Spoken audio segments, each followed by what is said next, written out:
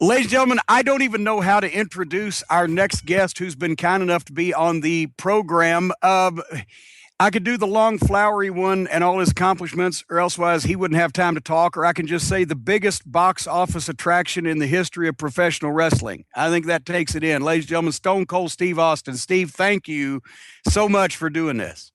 Hey, man, it's been a long time. We've been trying to do this forever. And every time I tell you, hey, man, I've been wanting to do your show, one of my projects rolls around. And so I end up going to do that. And that's kind of like a 24/7 job. So finally I said, you know what?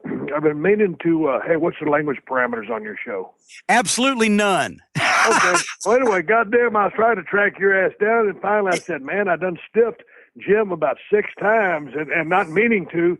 So I just reached out of the blue. I said, out of my ass, I'm just going to call Jim and see if he still wants me on the show because I got a couple of days where I can actually do it. So anyway, man, I'm happy to be on your show. And going back to way back in the day, man, you used to piss me off to no end. Talking all that shit back, back in the real days of pro wrestling with that goddamn tennis racket out there with whatever incarnation of the Midnight Express was. So anyway, I mean that as the utmost compliment that you made me mad because you were doing your job. But anyway, I'm happy that I could finally make your show. I've been wanting to do it for a long time. Well, that's I did yours once, and immediately my follows and Twitterers and things of that nature just shot through the roof because you're the Tonight Show of podcasts, but. I did yours and we had the Skype problem and had to do it twice. It was a show so nice we had to do it twice, and because it didn't record part of the conversation.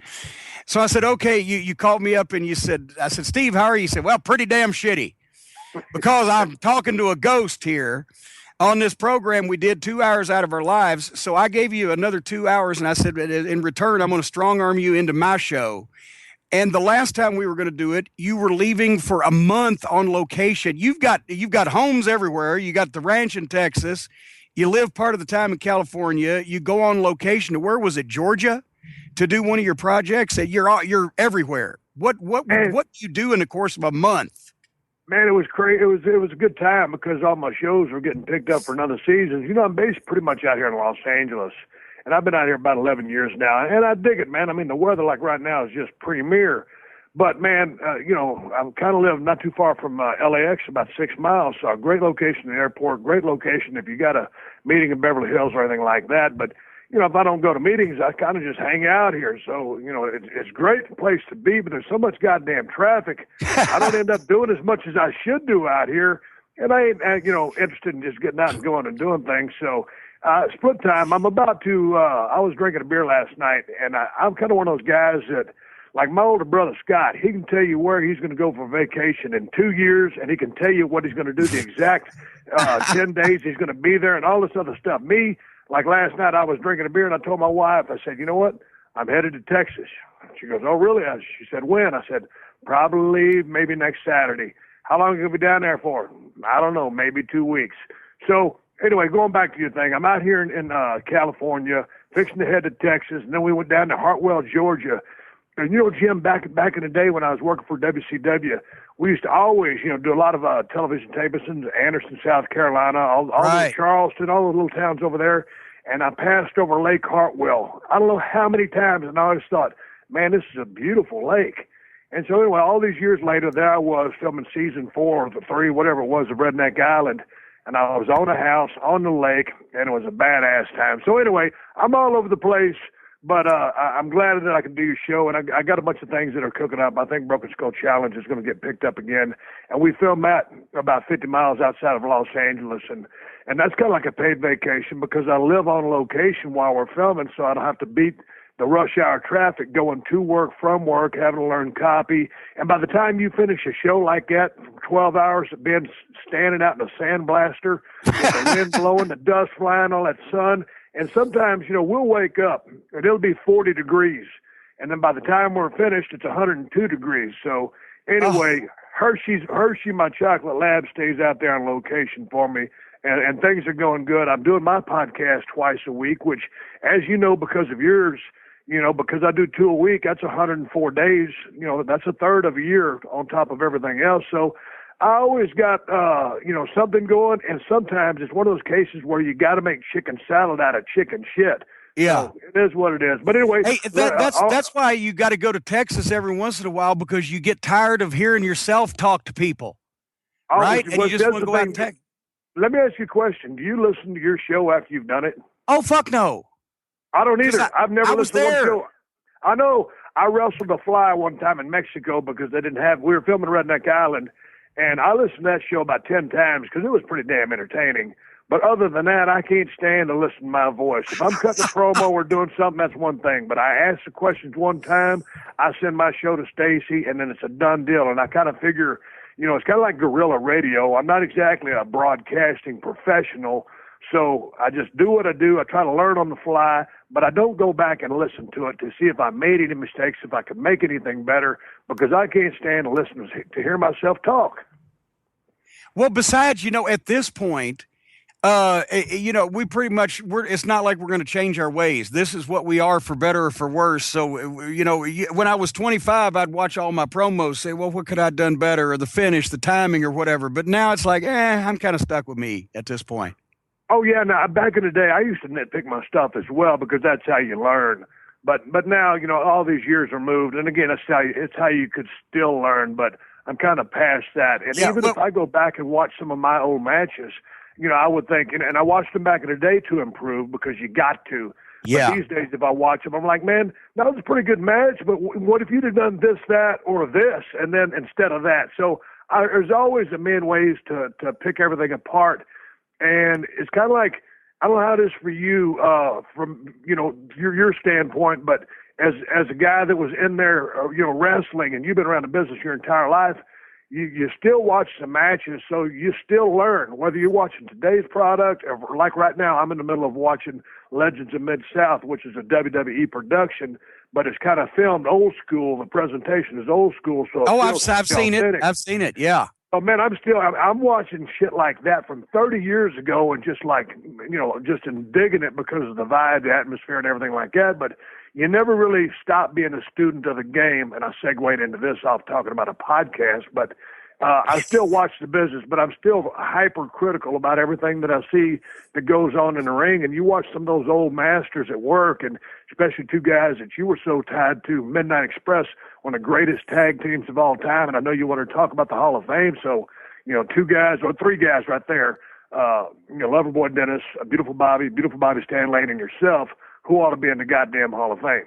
Well, you know, let's talk about this, because it's obviously it's Hall of Fame season, and the WWE Hall of Fame is not the only one in town, but it's the one that gets all the attention. I mean, they're different. There's a Pro Wrestling Hall of Fame in Amsterdam.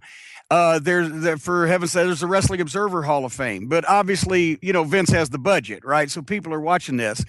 And I'm not talking about today's stars, but we had this conversation. That's another thing we do. Usually we talk on the phone for 2 hours and don't tape it and say, that'd been a great show, and then we never get to do the show. But if we talked the other day, who from the previous generation, who are your picks that should be in a Wrestling Hall of Fame? If you're going to have a Wrestling Hall of Fame and you're leaving these people out, shame on you. Give me your picks as an old-time wrestling fan. Well, man, I mean, not from an old school standpoint, but, man, the run that Vader had, I got to throw Vader in the Hall of Fame. I noticed that in the WWE Hall of Fame, Bruiser Brody's not in there. And imagine that. Brody in the Hall of Fame. Dude, I mean, can you have a Hall of Fame without Brody? No, can you have a Hall of Fame without Lou Thez? All right. And, you know, this is another question we can sit here and we're going to go back and forth on this. I hope people have taken their ADD medicine. But is the WWE Hall of Fame, is it too late for the WWE Hall of Fame to be a Hall of Fame for all of wrestling? And should they have just concentrated on WWE? Because obviously it's WWE centric to begin with, down to Vince Sr.'s limo driver. Or do they start rectifying that error by including the whole world of wrestling and bite the bullet and induct some people that not a lot of people are going to say, oh, wow, he's a household name, but you got to have him in a Wrestling Hall of Fame? Is this whole thing ass backwards? Well, you know, it is WWE centric, you know, because it's the WWE Hall of Fame. So I get that. But let me see. What was the one guy that they're putting in? Tatsumi Fujinami, correct? Yes. Okay, so he wouldn't necessarily be WWE centric, because he was always Man, what was he? New Japan or All Japan? New Japan, but but was there a liaison there? Was there a business connection? That's the thing here. Where's the criteria? He wrestled for the WWF like maybe a half a dozen times in the late 70s on garden shows just because of the relationship with Inoki trading talent, but he was never featured. So if he can get in, why can't a Bruiser Brody get in who never really worked for Vince Sr.? The criteria is mind-boggling. It's almost like it comes down to the decision of one guy and the side of the bed he wakes up on in the morning. It's almost like that. Well, it's interesting. If you want to go, and again, here we go all over the place because this is a perfect ADD thing. If you're going to say WWE centric and Pat Patterson is in, and I just recently, and I called you out of the blue because I read your article in FSM magazine, a great publication. I guess it comes out of England. Those guys do a wonderful job. And you talk about your story, your road trip with Ray Stevens, who was one of your all-time favorites, and who was like, man, I don't know, 25 years ahead of his time. And he's not in, and he tagged up with Pat Patterson for so many years. And Pat was, from what I understand, was putting the word in for him this year because it's San Francisco. It's Ray Stevens, the scene of his greatest triumphs. He made the Palace the hottest wrestling arena in the country in the early 60s. He was the man there. It would have been a perfect time and place. He also wrestled in the WWF, had a couple of runs as the top heel against the champion, Bruno, and against Pedro. But he couldn't make it because I guess they got their quota of folks that are deceased. If you're going to have a Hall of Fame, you're going to end up inducting a lot of dead people. Does it work against you when you die? Well, that was one of the things someone posed to me on my podcast. They said, well, should Randy Savage be the headliner or just one of the guys going in? And I was thinking, whoever the headliner is, and I don't know if they've announced him yet, are they going to put one more person in this year or not? I haven't been watching too much Raw lately, but my thoughts on that were, with this all due respect to Randy Savage, who damn sure belongs in the Hall of Fame, but, because, maybe I guess Hulk Hogan would present and then Lanny would accept, but you'd kind of want someone that was going in, that was alive and around, with no disrespect to Lanny Poffo, very articulate, eloquent guy that could convey his thoughts, outstanding. But you want to have someone there in person to be that headliner, and was kind of my thoughts on it. So I didn't know that they had named a headliner yet because I haven't been paying enough. Actually, I think, Alice, if we haven't put you to sleep yet, it's Nash, right? I believe so, going in as Diesel. But as Diesel. Yeah. It's Nash as Diesel. The character of the part of Diesel will be played by Kevin Nash in this one. Well, I'm proud of my buddy Kevin Nash for going in, but then, is it what's interesting, is that for a marketing standpoint? Because, it's like when they put Scott Hall in as Razor, and now they put, it's almost like they're boxing them into the character. It's almost like they can't admit. How about going like this, Jim? How about going like Kevin Nash, a.k.a. Diesel? Well, yes, because just for Diesel to be in the Hall of Fame, it overlooks that both guys drew more money working for the competitor. Right. I mean, kind of discount. I mean, that whole NWO run. I mean, a lot of people, when they got down there, they certainly made a lot of waves, drew a lot of money, ruffled a lot of feathers. But, I mean, changed the whole dynamics of the pay structure within the business. And, man, those guys had a hellacious run down there. And for Kevin Nash, who, like I said, who's a good friend of mine, his run in the NWO with WCW blew his run out of the water as Diesel. Yeah. And I remember one time we were crossing paths. I think I was still down in WCW. He had just made WWF. And for some reason, we were all late at that Denny's right outside of somewhere in Chicago. And, man, I never would have figured in the first year that he was in WWF. I think he was an IC champion, he was a world champion, he was a tag team champion, all in the same year, if I'm not mistaken. I mean, so he had a great run as Diesel.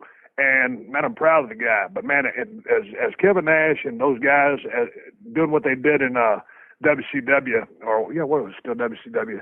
I don't know. I just think that's what most people remember of his run, to me anyway. Well, it was because, and here we go again on another topic, but the NWO run had a lot in common with, to me, the whole Stone Cold Steve Austin phenomenon. and a few other things in wrestling history that have done big business because it was something they believed. It was, whether it's an angle or whether it's an incident or whether it's a personality, that's what draws big money. Is they legitimately, the wrestling fans pre-internet, and everybody was starting to get a clue but really didn't have it yet. And all of a sudden, they think that finally, after all these years, the WWF's invading the NWA is basically what it was. And the New York's come to Atlanta, and they're going to fight each other, and this is fucking bulletproof. And it was bulletproof for quite a while. And those guys were the catalyst that and made it work. Hogan was already there. They knew he was already on the WCW side, but it worked for, plugging him in for the sake of the picture. But stuff like that people can actually believe. The old saying that Buddy Wayne used to say in Memphis, well, this guy said, say what you want to about wrestling, but those two guys are mad. Anytime you can transcend what people think, it's all a show and it's all wrestling, to something they can believe and buy like that, it's going to draw huge money until they wear it out. Right. Hey, man, you brought up a real quick, Buddy Wayne. He was a guy down there in USWA who used to play the music, right? I mean, he did other things, but among some of the things, didn't he play the music for the guys out there? For the sake, if Buddy's listening, by the way, Buddy was a wonderful heavyweight wrestler for many years. Yes. And was very talented. But at the time, Buddy promoted spot shows. Buddy played the music. Buddy was the checkup guy. Buddy did a little bit of everything. Well, see, my first run-in with Buddy was when I was down there as Steve Austin. I don't even know if I was stunning Steve yet. And I noticed that all the guys had, and this is a segue, ADD, we'll go back to the Hall of Fame after this commercial break. So there I was, Jim, a stupid-ass, punk-ass rookie, long, stringy blonde hair, didn't know where to shit or wind my watch, greener than shit. They'd been beating the tar out of me at the Sportatorium on Friday nights and Saturday mornings to get all the guys, PYQI, all the guys coming in from Tennessee would beat the fuck out of me on the weekends. Yeah. And finally, after 2 months, I asked Jerry, I said, hey, man, when you can start thinking I can work full-time? He goes, hell, I think you're ready now, and we'll send you in 2 weeks. Of course, I wasn't ready, but nonetheless, I showed up. And then I noticed everybody had, when you're green and you ain't got no ring skills, Jim, and you're walking out there like a dick. And so I figured, man, I got to have some cool music because everybody else does. That'll save you. I came up with Unchained from Van Halen, and I had a cassette tape. This is when we used cassette tapes back then. And I remember going over to Buddy Wayne, like you said, who used to be a hell of a hand in the ring. I said, hey, man, I was wondering if you could play this on my entrance. And he looked at me like I just fell out of a dog's ass. And he goes, son, we got guys working out here 2-3 years. They got way more experience than you. Ain't even got no music.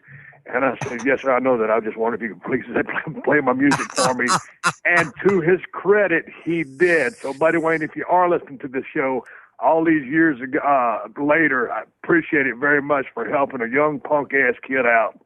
Oh, but Buddy, actually, when the Fabulous Ones videos started, and the girls were just all over the Fabs and the limos and the top hats and the ZZ Top music videos and everything.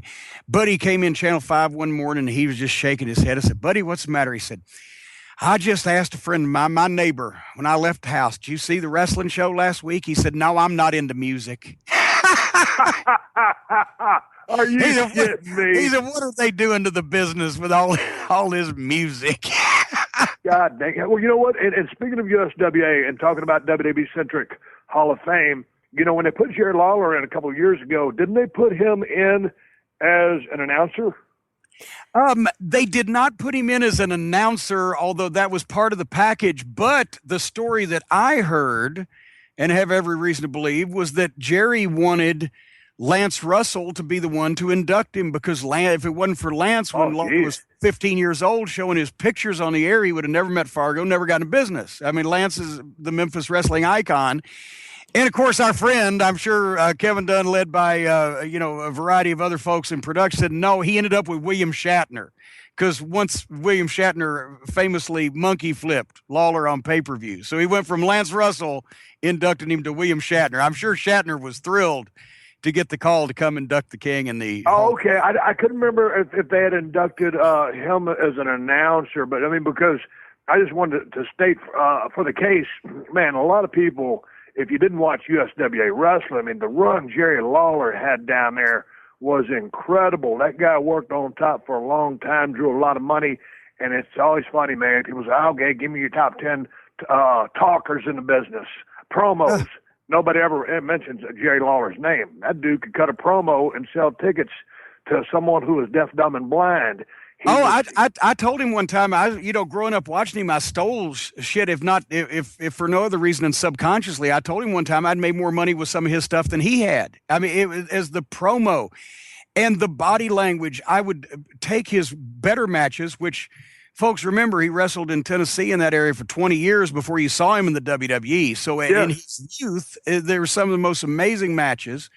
He and Terry Funk in Mid-South Coliseum is still the most exciting match I've ever seen live, and that takes in a lot of territory. But Lawler, he had great body language and the psychology and the way he sold or reacted to things. I would show his tapes in Ohio Valley Wrestling and training guys and say, look, you can tell what the expression on Jerry Lawler's face is if you're in the back row of the Coliseum behind him, because his body language gave you his facial expression. And remains a master, but he was a master at that, especially in his younger days. And a guy, once again, his Hall of Fame career in the ring came before he ever even stepped foot in the ring in the WWE.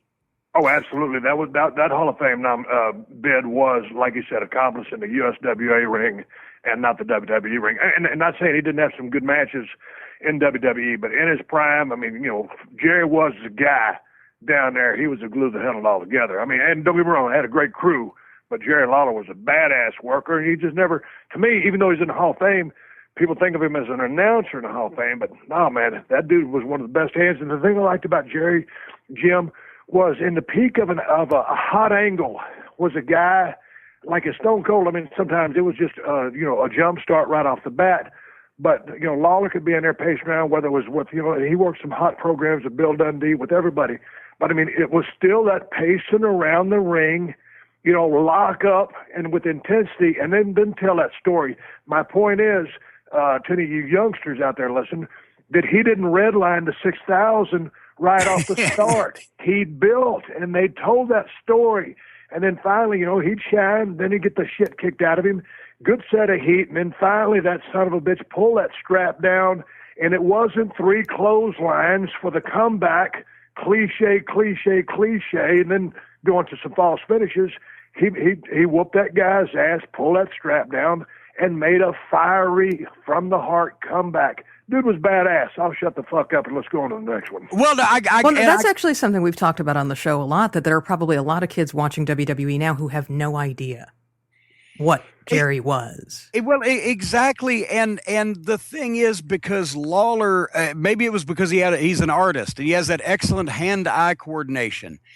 But not only his strike, his punches, but also the way that he took bumps and sold and reacted to things has just a precision to it that is exactly the kind of response or reaction that action would get. He was a master at that and making people, his main event matches were really real life Rocky fight scenes done in one take in the round in front of 10,000 people. And, so go to YouTube and I'll shut up too, but we've blown Jerry enough for the program. But I have an idea about Nash, by the way. Every few years they put in groups. I think it's possible that the NWO could go into the Hall of Fame in the next few years. They'll probably do. Yeah. Cause they're going to start running short of living Hall of Famers. And they're going to have to start inducting people under gimmicks. And then but that is a good idea, because man, man, I've been hitting the head with too many steel chairs, Jim. Didn't they put in the Four Horsemen, or they did that in 2012?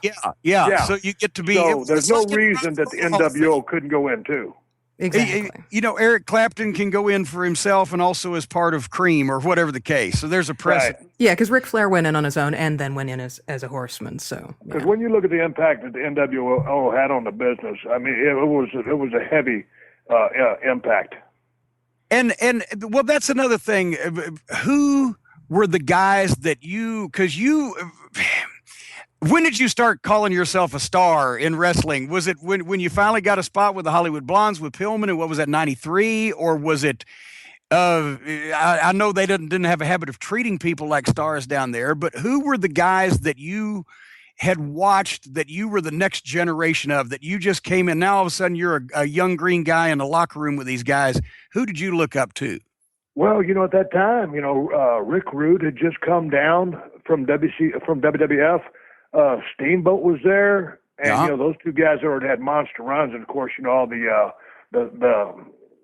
Steamboat Flair matches that happened, and those guys. I mean, man, if you weren't looking to those guys for advice or what to do in the ring, hell, and Rude was one of my traveling partners. I mean, and that was the thing that was so fun about that guy, was he was so black and white as far as psychology in the business, and we'd be riding down the road, and of course back then everybody was drinking and driving, and sometimes he liked to smoke dope. It'd always be, for fuck's sake, Steve, and he'd go on this brilliant booking session of this, that, and whatever. But those are two guys specifically that I remember. Paul Orndorff was another guy, established guy that we would ride down the road and travel with. Paul had a great mind for the business. So there's three guys. And of course, they were supposed to give me a run with Harley Race as my manager, and that's when they put me and Brian Pillman together. So that never happened. But for a while, I traveled with Harley and Vader, and so I didn't get so much knowledge out of Harley from just being one-on-one with him, because he was normally cussing at Vader to give him a beer. But Harley was just, Harley Race. I don't need to say anything more about that.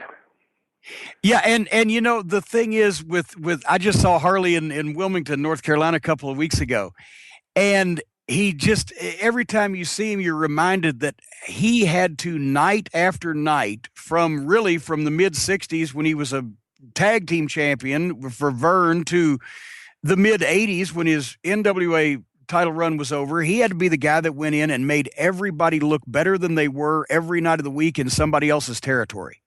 Yeah. And that just the toughness of Harley, and the fact that they would still press him into service every once in a while, even then, as a wrestler, and he was still a level above most of the guys on the roster. Hey man, one time we was working in a little town right outside of Orlando, Pace, Florida. There's a rodeo arena. Flair's opponent didn't show up, or they were going to give the crowd a bonus match. I don't know what the hell the damn ramifications were. But all of a sudden, Harley was going to get called into action. Of course, he ain't been in the ring in I don't know how many years. And I think they both looked at each other, and it was kind of like Kansas City, 76. See you in the ring. It was, and that's a true story. It was either Kansas City or St. Louis, 76, 78. And they went out there, and of course, old school ripped the roof off. It was a rodeo arena, but if there was a roof there, it would have ripped off. Yeah. And it was just fucking classic watching those two guys go out there, because when you get two cats like that out there, that, you never thought you could see Harley in the ring again, and all of a sudden you're watching the guy, dude, it was badass. God, that time period, there was very little. I was in Knoxville, but I would peek at the WCW programming, and there was very little that I enjoyed at that period of time, except for you and Pillman, the Hollywood Blondes, and Steamboat. Actually, I think that was pretty much it. What was good firsthand? What was going on that they couldn't see, that you and Pillman were the closest thing they'd had to an actual top tag team in a while? Man, and people give the Hollywood Blondes a lot of credit, and it was cool because we were a pretty good tag team, but we had a long ways to go to reach that rarefied air that the Midnights or the Rock and Rolls did. But we were thrown together as an interim tag team to get guys over, and we ended up getting over in the process. And we were riding down the road, and Raven started riding with us. Man, we were just, it was always Brian's idea, come up with the matching trunks, matching vests, got to have gold chains, all this bullshit. So we really turned it into a team, and we gelled as friends. And, those kind of like, the great tag teams, man, one can think what the other's going to do, and you go out there and just, we didn't have any plans. I'd see where Brian was going, or he would see where I was going, but, it was a blast just tagging with that guy, and that's when I really, fell in love with tag team wrestling as a performer. I've always liked to watch it, but I always liked to wrestle as a singles. Hey, but what was the original question you asked me? Well, why could the WCW? I don't even know who was in charge at that point in time. No, I think why did Flair it go farther than? Yeah, why didn't they really see us as a viable commodity or someone or push us as a real tag team? No, it was no, I think Dusty it was either Flair or Dusty, and they just decided to split us up for some reason. I never got to the bottom of that. I got to a place there where, man, I was just ready to go with the status quo, and I was running up down the road, and I never looked at myself as being a star back then. I was kind of still in the mechanic stage, thinking about the brass tacks and mechanics and the psychology of the business. Getting more psychology. I'd already accomplished everything pretty much from a mechanical standpoint, and then learning tag team wrestling, and of course, watching some of those great tag teams. I keep mentioning Midnights and Rock and Roll, but then watching the way Arn and Ole, and then Arn and Tully, but specifically Arn and Ole cutting off a ring and keeping their opponent on that side of the ring. So it was a lot of fun, but why they didn't see the future in it, I have no idea. At the end of the day, the tough thing about being in a tag team, Jim, and you know this, is your whole career is dependent on, your partner. The other guy, yeah. If he gets injured or he decides to leave the reservation, you know what I'm saying? And then there's that one guy who, he's a tag team guy, so then what are you going to do? Luckily, when Dennis went off, there was Stan Lane who came in with Bobby, and man, they just continued on, and those two guys were magic together. Well, but you know why Nick Goulas in Tennessee used to use so many mask teams like the Infernos and the Interns and the Medics and et cetera on top? Because get another mask. Well, not only if somebody left, he could actually theoretically sneak somebody else under the mask and you wouldn't know. And also, since he ran so many spot shows, he basically, if he had 3 towns running one night, the town with the best advance got the real Infernos. And then but hey, no, you know what? Yeah, I understand that. Hey man, who was I was watching Legends of Mid-South. There was a guy there. What was he, the Masked Olympian or whatever? Who was that? Mr. Olympia, Jerry Stubbs. Oh man, that dude could work his ass off, and he had pretty good body on him, but I'd never seen him work, and all of a sudden I can't remember the match because my DVD's in there. But man, that dude could go. He was incredible, had a great physique, threw a hell of a top kick, had a lot of fire. He worked on top a lot in Continental and in the Alabama territory. But if you ever see Jerry Stubbs without his mask, you will know why Mr. Olympia looked like a superhero and Jerry Stubbs looked like a guy that should be wearing a mask. Gotcha. I'm glad you told me that because I've heard his name so often. Then I see this guy with this good physique, and good fire. The whole works. He had it all. And so I'm like, who the fuck is this guy? Because I figured it was a name guy who at the time was just working under a mask. He was outstanding. That was Watts gave him one of his biggest pushes, but as actually Jerry Stubbs, and I kid Jerry if he's out there, but he was balding, and Dennis Condrey and the folks in the territory, they used to call him Peanut Head because his head compared to his giant shoulders and his big chest, his head was very small. Anyway, he worked on top quite a bit in Alabama, but that's something else that a lot of people don't understand, and you're going to know where I'm going with this when I say it, but guys, when they traveled in the old days to different territories, there were reasons why some guys got over well in one territory and another guy got over well in another territory, but they couldn't get over in each other's territories. Whether it was the style of wrestling that the promoter liked to present, or whether it was just the flavor of the wrestling in that particular area that their styles lended itself better to.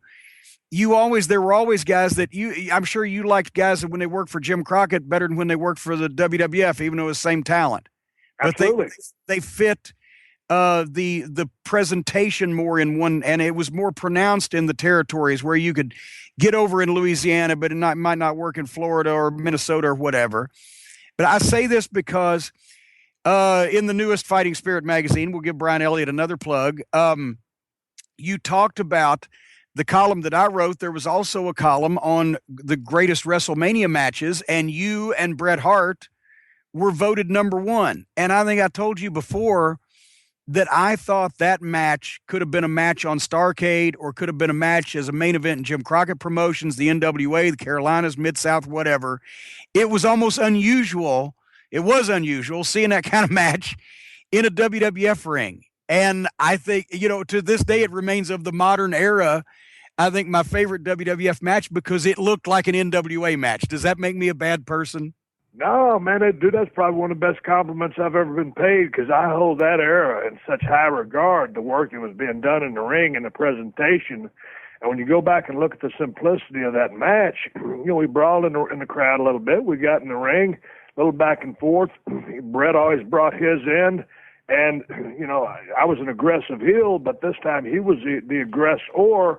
And then, I was the guy making, showing the fire on the comeback. Now, this wasn't all planned. That was about as organic as a match as you could have, with a fishbone of things that you knew were going to happen, and then just making decisions.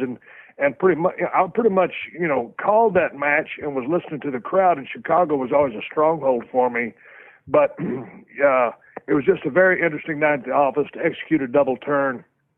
But I always say about that match, and I was surprised it was number one. I'm happy about that, but there are so many other great matches. Number one really is all about subjectivity. I mean, wrestling is just like music or a Chevy, Ford, or Dodge truck, whichever one is better. It's opinion. The eye of the beholder. So it's flattering. But that I always say about that match is, if you go into some smoky-ass bar and you put that match and it's on the TV there in the corner, half the bar, that first of all, that match still holds up, and you could have the music blaring, but people will still be watching that screen because it was so damn real. And that's what I liked about, many of the matches on that, but especially going back to the time period that you mentioned, the action, the in-ring action was so much, I use the word shoot, and you wanted and you did believe that it was real, and that match represented it. So that was a great compliment. I appreciate that.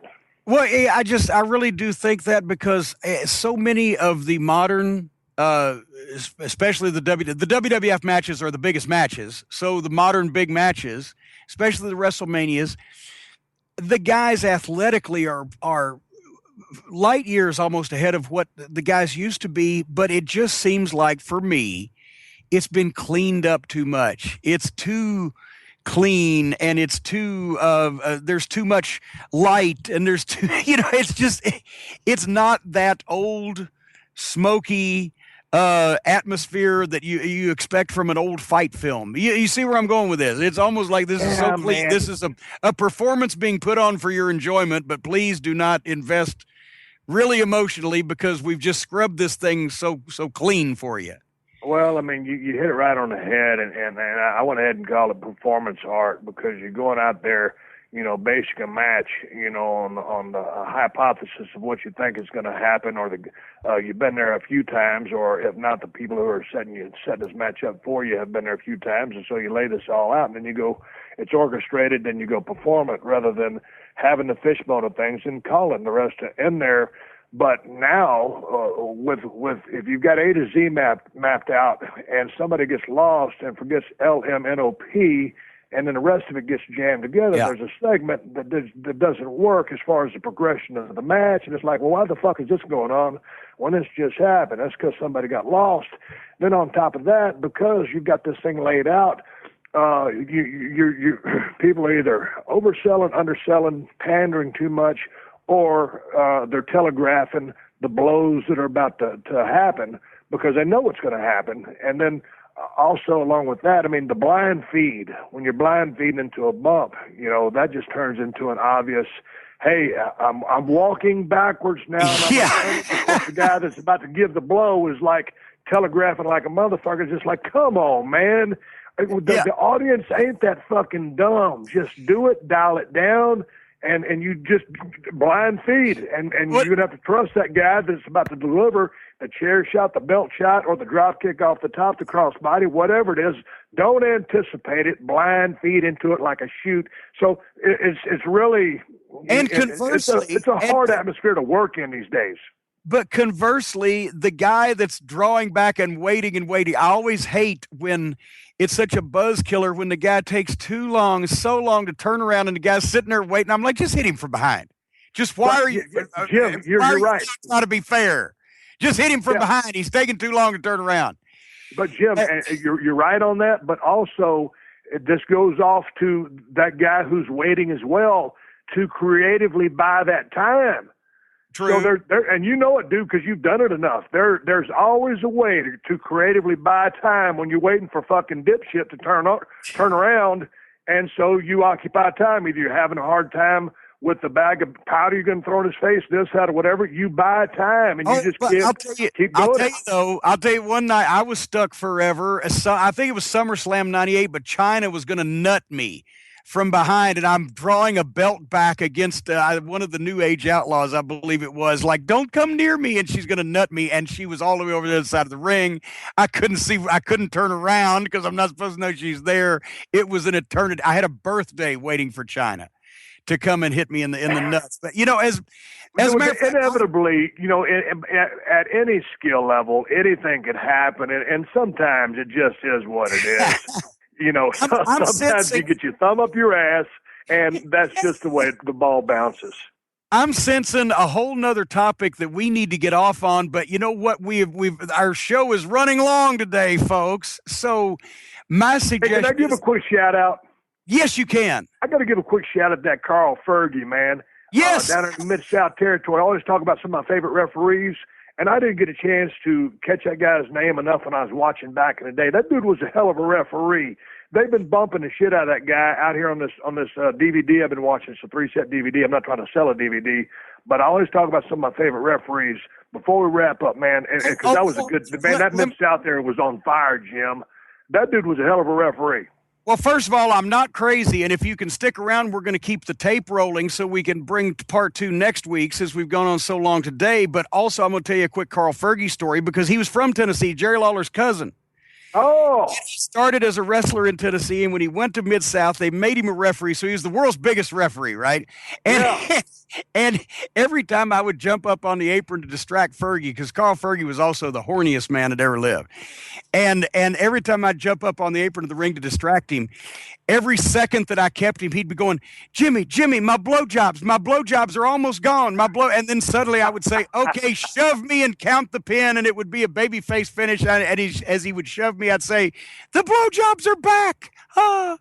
And Carl did a great job. He was an unofficial Fourth Midnight Express member every so often riding in the car with us. But anyway, if you can hang out for a minute, I want to start the topic, so we got plenty of time to go into it, about guys getting in the business today and how they should think of their matches and themselves versus sometimes what they're told. And I'll explain it more with our guest, Steve Austin, next week on the program.